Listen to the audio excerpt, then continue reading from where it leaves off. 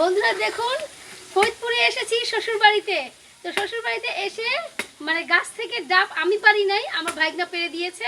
পেরে আমি এখন এটা খাবো। ঠিক আছে, দেখুন।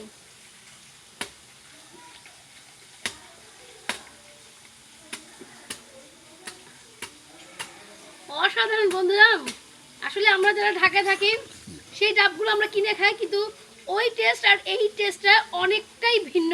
মানে এতটা মজা যে কি বলবো, খুবই ভালো লাগছে। কেনার ডাব মানে এতটা মজা লাগে না, কিন্তু এই ডাবটা যে এতটা ভালো লাগছে।